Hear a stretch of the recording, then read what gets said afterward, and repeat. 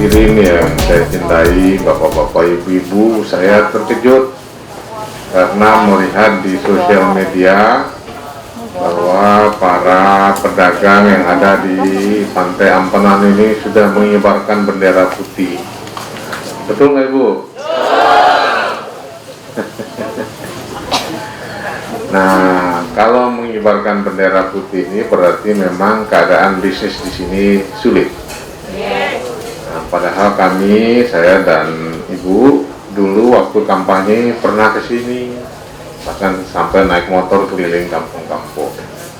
Nanti jangan sampai ada perasaan di hati Bapak dan Ibu nanti Pak Gubernur ini datang ke tempat kami kalau kampanye saja. Dan beberapa kali memang kami juga datang ke sini untuk makan, minum, makan kelapa muda karena memang lauk di sini seger, enak-enak.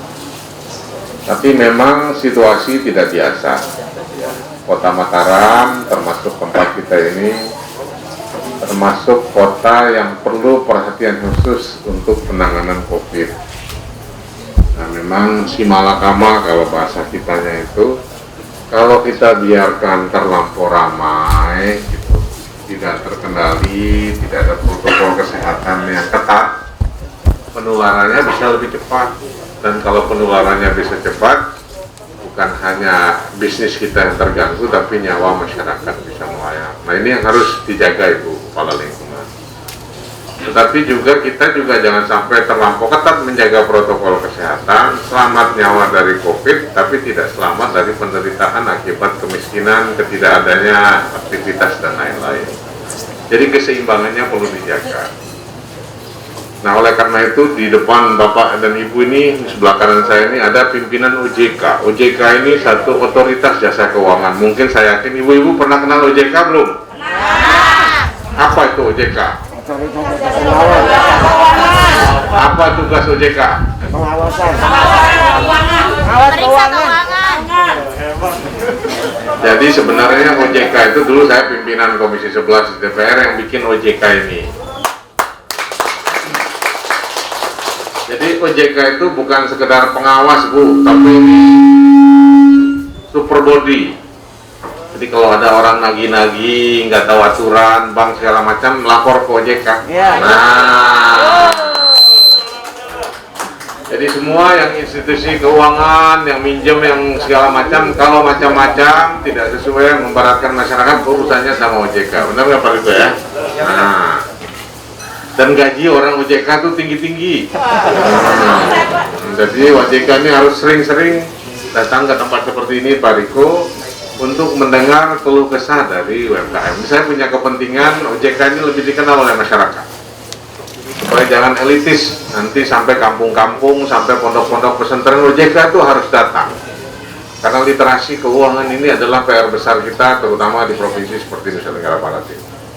Nah, nanti bapak-bapak cerita, ibu-ibu cerita, apakah ada yang ngasih minjam tapi nggak mau ngerti keadaan susah tapi dia tetap nagih-nagih. Benar nggak? Ada nggak? Itu banyak ya. Itu tugas OJK nanti panggil. Mekar Pak. Jadi mudah-mudahan dengan datangnya Pak Riko, datang OJK ke sini nanti akan ada negosiasi dengan para yang meminjamkan uang. Syukur-syukur kalau nggak terlampau besar bisa dibantu sama OJK untuk diputihkan. Tugas Pak Riko lah cara cari jalannya. Atau nanti kita bekerja sama dengan Bank NTB Syariah. Nah, Bank NTB Syariah, tahu Bank NTB Syariah Bu? Bank NTB Syariah itu bukan hanya nyari semacam keuntungan saja, tapi juga harus menghadirkan keberkahan. Nah, nanti apa yang bisa dibantu oleh kepala dinas kami, oleh OJK, oleh Bank Indonesia, oleh Bank NTB ini, sehingga kita tetap patuh terhadap protokol kesehatan, tapi bisnis kita juga tidak ngangkat bendera putih. Gitu. Jadi sebenarnya kalau saya ibu-ibu ya, kita bisa merasakan penderitaan dan rasanya begitu ya, karena kita ya ibu-ibu itu perhatiannya bagaimana agar anaknya bisa makan. Jadi, mohon Bapak membantu ya.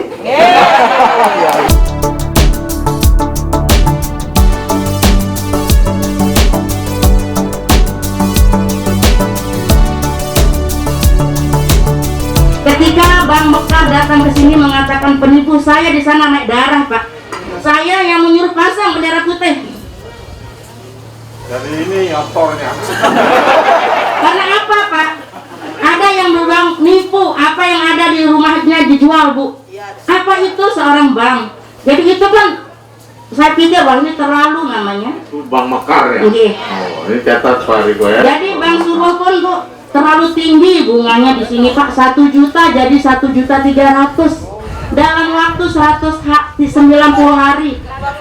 20 hari, dan menerimanya bukan 1 juta, Pak, 800.000. 20 hari harus kembali. Nah sekarang kenapa kami mengambil terus? Ya bohong di atas bohong, Pak, karena keadaan yang membuat kami seperti itu. Jadi warga kami ini, Pak, otomatis bukan walaupun dia seorang pedagang, tapi mendidik anaknya tidak ingin seperti mereka, Pak. Anak-anak kami itu yang kami jadikan seperti bapak-bapak kalau bisa, Pak. Kami akan mencoba mencarikan jalan yang terbaik bagi bapak-bapak dan ibu-ibu. Namun tentunya kami ingatkan juga, bank ini juga kan dana yang dari bank ini juga dana masyarakat.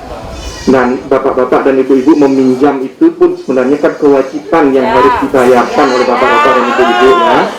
Dan dana masyarakat ini pun juga kita tahu masyarakat yang lain kan tentunya juga harus kita sama-sama jaga lah kepercayaan yang diberikan masyarakat yang menabung ke sana dan diberikan kepada bapak ibu dalam bentuk pinjaman atau kredit tentunya juga dibalas dengan kebaikan oleh bapak ibu yang melakukan peminjaman kepada masyarakat pada bank tersebut. Catat, mohon kiranya dibedakan antara modal dengan keperluan sehari-hari. Jadi insya Allah untuk permodalan sekitar tadi yang disebutkan, kami juga ada bekerjasama dengan masjid untuk pembiayaan Qadrul Hasan. Tapi nanti kami coba, mudah-mudahan kami bisa sampaikan hal yang serupa. Jadi pembiayaan tapi tanpa tambahan atau tanpa margin. Jadi kalau misalkan Bapak Ibu pinjam 3 juta, dikembalikannya juga 3 juta.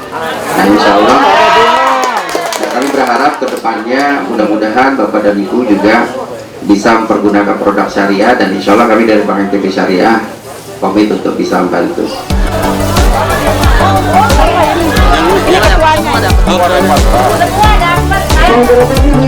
Semua pedagang akan mendapatkan bantuan berapa? Secara simbolis diterima oleh 5 orang. Terima kasih banyak, Pak. Semoga bermanfaat. Semoga Bapak sehat semuanya. Selain sebagainya mendapatkan bantuan dana dari Basnas sebesar Rp200.000.